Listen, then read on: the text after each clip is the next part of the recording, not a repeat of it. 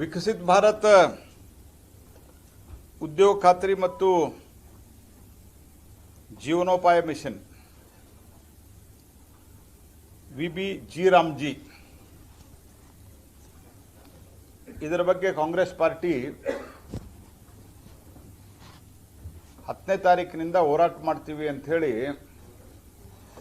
ಒಂದು ಕರೆ ಕೊಟ್ಟಿದ್ದಾರೆ. ನಾನು ಕಾಂಗ್ರೆಸ್ ಪಾರ್ಟಿಗೆ ಯಾವ ಪುರುಷಾರ್ಥಕ್ಕಾಗಿ ಮತ್ತು ಯಾವ ನೈತಿಕತೆ ಇಟ್ಟುಕೊಂಡು ನೀವು ಹೋರಾಟವನ್ನು ಮಾಡ್ತಾ ಇದ್ದೀರಿ ಅನ್ನೋದನ್ನು ಸ್ಪಷ್ಟಪಡಿಸ್ರಿ.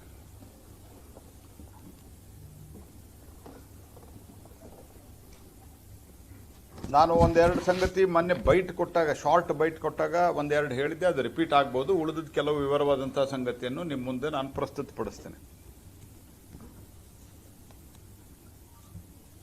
20 ವರ್ಷದ ಹಿಂದೆ ಯೋಜನೆ ಮಾಡಿದಾಗ ವಿಕಸಿತ ಭಾರತದ ಪರಿಕಲ್ಪನೆ ಇರಲಿಲ್ಲ. ಇನ್ಫ್ರಾಸ್ಟ್ರಕ್ಚರ್ ಡೆವಲಪ್ಮೆಂಟ್ ಡ್ಯೂರೇಬಲ್ ಅಸೆಟ್ ಅನ್ನೋ ಕಲ್ಪನೆನೇ ಇರಲಿಲ್ಲ. ಯಾಕಂದ್ರೆ ಆ ಟೈಮ್ದಲ್ಲಿ ದೇಶದ ಆರ್ಥಿಕ ಸ್ಥಿತಿ ಮತ್ತು ಜನರ ಆರ್ಥಿಕ ಸ್ಥಿತಿ ಅತ್ಯಂತ ಕಠಿಣವಾಗಿತ್ತು ಮತ್ತು ಭಾರತವನ್ನು ಎಲ್ಲಿಗೆ ಒಯ್ಯಬೇಕು ಅನ್ನುವಂಥದ್ದು ಅವರಿಗೆ ಕಲ್ಪನೆಯೂ ಇರಲಿಲ್ಲ, ಆ ಸ್ಥಿತಿಯಲ್ಲೂ ಅವರು ಇರಲಿಲ್ಲ. ಈಗ ವೆಲ್ಫೇರದ ಜೊತೆಗೆ 21ನೇ ಶತಮಾನದ ವಿಕಸಿತ ಭಾರತದ ಕಲ್ಪನೆ, ಅಂದ್ರೆ ವಿಕಸಿತ ಭಾರತ ಆದಾಗ ವಿಕಸಿತ ಗ್ರಾಮನೂ ಆಗಲಿಲ್ಲ ಅಂತಂದ್ರೆ, ಅರ್ಥಾತ್ ಇನ್ಫ್ರಾಸ್ಟ್ರಕ್ಚರು ಡ್ಯೂರೇಬಲ್ ಅಸೆಟ್ಟು ಇರಲಿಲ್ಲ ಅಂತಂದ್ರೆ ಬಹಳ ದೊಡ್ಡ ಪ್ರಮಾಣದಲ್ಲಿ ಹಳ್ಳಿಗಳು ಖಾಲಿ ಆಗ್ತವೆ, ಅದು ಮುಂದುವರಿತದೆ ಅನ್ನುವಂಥದ್ದು ಇದರಲ್ಲಿ ಒಂದು ಮಹತ್ವದ ಅಂಶ ಇದೆ. ಮತ್ತು ಕಾಲಕ್ಕೆ ಯೋಜನೆಗಳು ಬದಲಾವಣೆಯನ್ನು ಅವರೂ ಮಾಡಿದ್ದಾರೆ ಅವ್ರ ಕಾಲದಲ್ಲಿ. ಒಂದು ಪ್ರಮುಖವಾದಂತಹ ಸಂಗತಿ ಅವರು ಹೇಳ್ತಾ ಇರೋದು, ಸುಳ್ಳು ಹೇಳ್ತಾ ಇರೋದು, ಗ್ರಾಮೀಣ ಜನರ ಉದ್ಯೋಗದ ಹಕ್ಕನ್ನು ಇದು ಕಸಿದುಕೊಳ್ಳುತ್ತದೆ ಅಂತ. ಇದು ಶುದ್ಧಾಂಗ ಸುಳ್ಳು. ಇದು ಯಾವುದೇ ರೀತಿಯಾದಂಥ ಸೆಂಟ್ರಲ್ ಸ್ಕೀಮು ಅಥವಾ ಸೆಂಟ್ರಲ್ ಸ್ಪಾನ್ಸರ್ಡ್ ಸ್ಕೀಮು ಮಾಡಬೇಕಂತಂದ್ರೆ ಕಾನೂನಿನ ಅಗತ್ಯತೆ ಇಲ್ಲ. ಇದು ಕಾನೂನಿದು. ವಿಕಸಿತ ಭಾರತ್ ಉದ್ಯೋಗ ಖಾತ್ರಿ ಮತ್ತು ಜೀವನೋಪಾಯ ಮಿಷನ್ ವಿಬಿಜಿ ರಾಮ್ಜಿ ಇದೊಂದು legislation, it is an act of the parliament. ಈ ಯೋಜನೆಯ ನಿರ್ಧಾರದ ಹಕ್ಕುಗಳನ್ನು ಕೇಂದ್ರ ಸರ್ಕಾರ ಇಟ್ಟುಕೊಂಡಿದೆ. ಇದೊಂದು ಇಟ್ ಇಸ್ ಎ ಬ್ಲೇಟೆಂಟ್ ಲೈ, ಇದೊಂದು ಅತ್ಯಂತ ದೊಡ್ಡ ಸುಳ್ಳಿದೆ.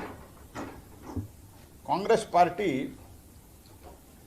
ಸುಳ್ಳು ಹೇಳಲಿಕ್ಕೆ ನಿಸ್ಸೀಮವಾದಂತಹದ್ದು. ಸುಳ್ಳೇ ನಮ್ಮನಿ ದೇವರು ಅಂತ ಹೇಳ್ತಾರೆ, ಅದೇ ಕಾಂಗ್ರೆಸ್ ಪಾರ್ಟಿ.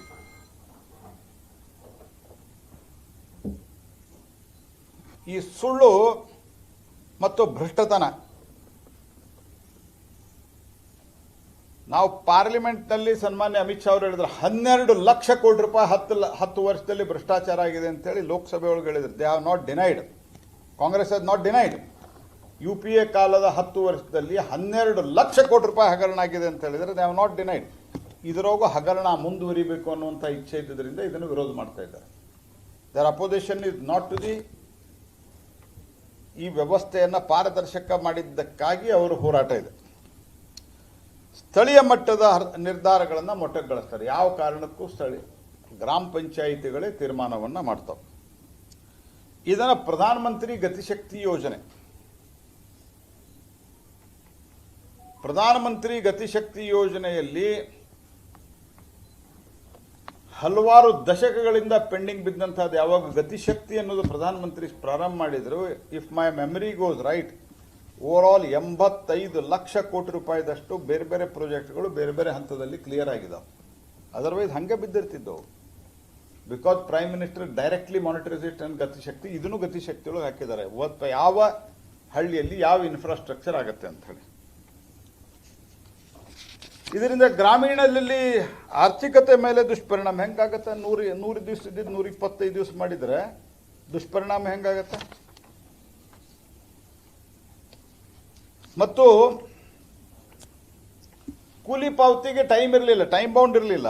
ಈಗ 14 ದಿವಸದಲ್ಲಿ ಕೊಡಬೇಕು, ಇಲ್ಲ ಅಂತಂದ್ರೆ ಬಡ್ಡಿ ಕೊಡಬೇಕಂತಾಗಿದೆ, ಪೆನಲ್ಟಿ ಹಾಕ್ತಾರೆ. ಪೆನಲ್ಟಿನೂ ಇವ್ರು ಸರಿಯಾಗಿ ಕೊಟ್ಟರೆ ಕೇಂದ್ರ ಸರ್ಕಾರ ದುಡ್ಡು ರಿಲೀಸ್ ಅವ್ರಿಗೆ ಡೈರೆಕ್ಟ್ ಪೇಮೆಂಟ್ ಮಾಡ್ತದೆ.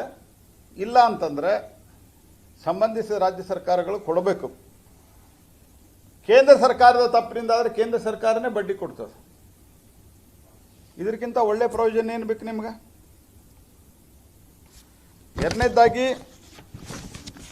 ಹುಬ್ಬಳ್ಳಿಯಲ್ಲಿ ನಡೆದಂಥ ಘಟನೆ ನಿನ್ನೆ. ಒಂದು ಕಡೆ ಕಮಿಷನರು ಹೇಳ್ತಾರೆ ಆಗಿರೋದೇನು ಘಟನೆ, SIR ಇದೇ ಚುನಾವಣಾ ಆಯೋಗದ ಒಂದು ಅಧಿಕೃತ ಡ್ಯೂಟಿ. ಅಲ್ಲಿ ಒಬ್ಬರು BLO ಈ ಕಾಂಗ್ರೆಸ್ ಕಾರ್ಪೊರೇಟರ್ ಜಾಗಕ್ಕೆ ಮ್ಯಾಪಿಂಗ್ ಮಾಡ್ಲಿಕ್ಕೆ ಹೋಗಿದ್ದಾರೆ. BLOಗಳು ಅನೇಕ ಸಂಗತಿಗಳು ಅವರಿಗೆ ದಾರಿ ಗೊತ್ತಿರೋದಿಲ್ಲ. ನ್ಯಾಷನಲ್ ಪೊಲಿಟಿಕಲ್ ಪಾರ್ಟಿಯ ಸ್ಟೇಟ್ ಪೊಲಿಟಿಕಲ್ ಪಾರ್ಟಿಯ BLA 2ಗಳಿಗೆ ಅವ್ರು ಇನ್ಫಾರ್ಮ್ ಮಾಡಬೇಕು, ಅವ್ರನ್ನ ಕರ್ಕೊಂಡು ಹೋಗ್ಬೇಕು ಅಂತ ಇದೆ. There is a provision in this. ಅವ್ರು ಕರ್ಕೊಂಡು ಹೋಗಿದ್ದಾರೆ. ಕಾಂಗ್ರೆಸ್ಸಿನ BLA ಇಲ್ಲ. ಕಾಂಗ್ರೆಸ್ಸಿನ BLA 2 ಇಲ್ಲ ಅಂತಂದ್ರೆ ನಮ್ಮ ಮಿಸ್ಟೇಕ. ಅದಕ್ಕೆ ಕಾಂಗ್ರೆಸ್ ಪಾರ್ಟಿಯ ಕಾರ್ಪೊರೇಟರ್ ಬಂದು ಹಲ್ಲೆ ಮಾಡ್ತಾರೆ ಅವ್ರವ್ರ ಬೆಂಬಲಿಗರು. ಅವ್ರ ಮೇಲೆ ಕಂಪ್ಲೇಂಟ್ ತಗೊಳ್ಳೋದಿಲ್ಲ ಇವರು. ಆನಂತರ ಆ ಮ್ಯಾಪಿಂಗು ವ್ಯಾಪಕವಾಗಿ ಶುರು ಆಯಿತು ಅಂತ ತಿಳ್ಕೊಂಡು ಇವರೇನೋ BLA 2 ಇದರಲ್ಲಿ ನಮ್ಮ ಕಾರ್ಯಕರ್ತರು, ಲೇಡಿ ಕಾರ್ಯಕರ್ತರ ಹೆಸರೇನು ಮರ್ಯಾದ ಅನ್ನವ, ಅವ BLA 2 ಅವ, ಅವ್ರ ತಂಗಿ ಸುಜಾತ ಹಂಡೆ, ಇವ್ರ ಮೇಲೆ ಹಲ್ಲೆ ಮಾಡ್ತಾರೆ. ಪೊಲೀಸ್ ಕಂಪ್ಲೇಂಟ್ ತಗೊಳ್ಳೋದಲ್ಲ. ಅವ್ರು ಇವ್ರ ಮೇಲೆ ಒಂದು ಸುಳ್ಳು ಕೇಸ್ ಕೊಡ್ತಾರೆ, ಪೊಲೀಸ್ ಕಂಪ್ಲೇಂಟ್ ತಗೋತಾರೆ. ಆಮೇಲಿಂದ ಎಂಥ ನಾಚಿಕೆಗೇಡಿನ ಸಂಗತಿ. ಆಮೇಲೆ ಹೇಳ್ತಾರೆ ಇಲ್ಲ ಬಟ್ಟೆ ಅವಳ ಬಿಚ್ಚಿದ್ದಾರೆ. ಬಟ್ಟೆ ಬಿಚ್ಚಬೇಕಾದ್ರೆ ನೀವು ಶೂಟಿಂಗ್ ಮಾಡ್ಕೊಂಡು ನಿಂತಿದ್ದಾರೆ. ನೀವು ಸಿದ್ದರಾಮಯ್ಯನವ್ರು ಸ್ಟೇಟ್ಮೆಂಟ್ ಕೊಡ್ತಾರೆ, ನಾಚಿಕೆ ಬರೋದಿಲ್ಲ. ಹಂಗಾರೆ ನಾನು ಎನ್ಕ್ವೈರಿ ಮಾಡ್ತೀನಿ ಏನಾಗಿದೆ ಏನಿಲ್ಲ ಅಂತ, ಇದು ಒಳ್ಳೇದಲ್ಲ ಅಂತ ಹೇಳ. ನಾವೇನು ನಿಮ್ಗೆ ಅಲ್ಲಿದ್ದಂಥ MLAನೋ ಮತ್ತೊಂದು ರಾಜೀನಾಮೆ ಕೊಡೋಂತ ಕೇಳಿಲ್ಲ. ಅಲ್ಲೇ ಇದ್ದ ಅಂದ್ರೆ ಜಿಲ್ಲಾ ಉಸ್ತುವಾರಿ ಮಂತ್ರಿನ ನಾನೊಂದು ಎನ್ಕ್ವೈರಿ ಮಾಡ್ತೇನೆ ಅಂತ ಹೇಳೋ ಸೌಜನ್ಯತೆ ಇಲ್ಲ ನಿಮ್ಗೆ. ಬಳ್ಳಾರಿಯಲ್ಲೂ ಇದೇ ರೀತಿ, ವಾಟ್ ಎವರ್ ಇಟ್ ಈಸ್, ಬಳ್ಳಾರಿಯಲ್ಲಿ ತಪ್ಪು ಯಾರ್ದಾಗಿದೆ ಸರಿ ಯಾರ್ದಾಗಿದೆ ನೋಡ್ಬೇಕು. ಐ ಆಮ್ ನಾಟ್ ಟೆಲಿಂಗ್ ನಾನು ಹಿಂಗೆ ಅದ್ರ ಪರವಾಗಿ ನಾನು ಯಾವತ್ತೂ ಏನೂ ಹೇಳಿಲ್ಲ. ಅವತ್ತು ಹೇಳಿದ್ದು ಕಾನೂನು ಪ್ರಕಾರವಾಗಿ ಎಲ್ಲಿ ಹಾಕಬೇಕಾಗಿತ್ತು ಫ್ಲೆಕ್ಸು, ಅದನ್ನು ನೋಡಬೇಕಾಗಿತ್ತು. ಇಲ್ಲಿ ಅವಳನ್ನ ಅರೆಸ್ಟ್ ಮಾಡಿದೆ ಅಂತ ಅವಳ ಬಟ್ಟೆ ಬಿಚ್ಚಿದ್ದು. ನಿಮ್ಮ ಮುಂದೆ ಉರುಳು ಹಾಕೋತಾಳೆ, ನೋಡ್ಕೊತ ಕೊಡ್ತೀರಿ ನೀವು.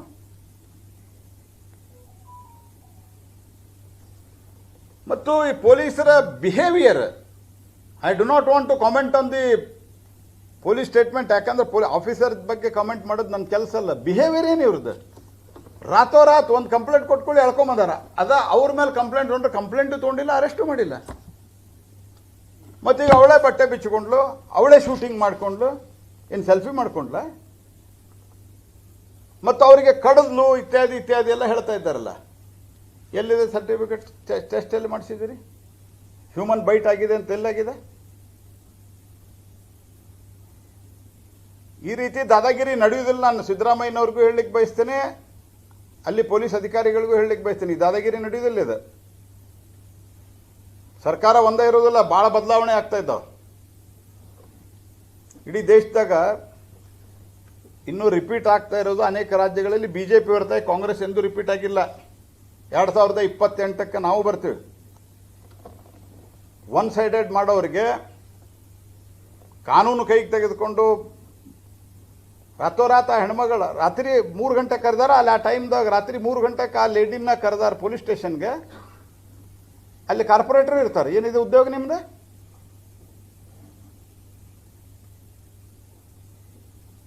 SIR ಮಾಡ್ರಿ ಅಂದ್ರೆ FIR ಮಾಡ್ತೀರಿ ನೀವು. ನಿಮ್ಗೆ ಆಳ್ಲಿ ಕೇಳಿದ್ದೆ SIR ಕನ್ಫ್ಯೂಸ್ ಆಗಿರ್ಬೇಕು ಅಲ್ಲಿ ಪೊಲೀಸ್ ಕಮಿಷನರ್ಗೆ. FIR ಮಾಡಂತ ಹೇಳ್ಯಾರ ಅಂತ ತಿಳ್ಕೊಂಡಿರ್ಬೇಕು ಅವ್ರು, ಇಲೆಕ್ಷನ್ ಕಮಿಷನ್ದವ್ರು. ಮೋಸ್ಟ್ ಇರ್ರೆಸ್ಪಾನ್ಸಿಬಲ್ ಬಿಹೇವಿಯರ್ ಇರೋದಲ್ಲ. ಇದನ್ನು ನಾವು ತೀವ್ರವಾಗಿ ಖಂಡಿಸ್ತೀನಿ. ಮತ್ತು ಇದರ ನ್ಯಾಯೋಚಿತವಾದಂಥ ವಿಚಾರಣೆಯನ್ನು ಮಾಡಲಿಲ್ಲ ಅಂತಂದ್ರೆ ನಾವು ಹೋರಾಟವನ್ನು ತೆಗೆದುಕೊಳ್ತೀವಿ. ಅವ್ರ ಮೇಲೆ ಕೇಸ್ ಇದೆ, ಅವ್ರ ಮೇಲೆ ಕೇಸ್ ಇದ್ರೆ ಅದು ಕೇಸ್ ಅದರ ಪಾಡಿಗೆ ನಡೀತಿತ್ತದು. ನೀವು ಹೊಸದಾಗಿ 4 ಕೇಸ್ ಯಾಕೆ ಮಾಡಿದ್ರಿ? ಕಾರ್ಪೊರೇಟರ್ ಕಂಪ್ಲೇಂಟ್ ಮಾಡ, ಮತ್ತು ಇವ್ರು ಕೊಂಡದ್ದು ಕಂಪ್ಲೇಂಟ್ ಯಾಕೆ ತಗೊಳ್ಳಿಲ್ಲ? ಮಹೇಶ್ ತೆಂಗಿನಕಾಯಿ ಅಲ್ಲೇ ಇದ್ದರು ನಿನ್ನೆ.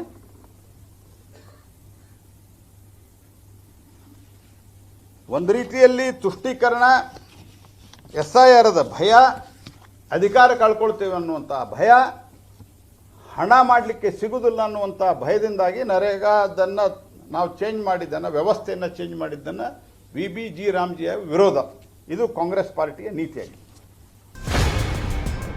ನೋ ಉತ್ಪ್ರೇಕ್ಷೆ, ನೋ ಊಹಾಪೋಹ. ತಾಜಾ ಸುದ್ದಿ ನಿಖರ ಮಾಹಿತಿಗೆ ಬ್ರೌಸ್ ಮಾಡಿ ವಿಜಯವಾಣಿ.net. QR ಕೋಡ್ ಸ್ಕ್ಯಾನ್ ಮಾಡಿ ಆಪ್ ಡೌನ್ಲೋಡ್ ಮಾಡಿಕೊಳ್ಳಿ.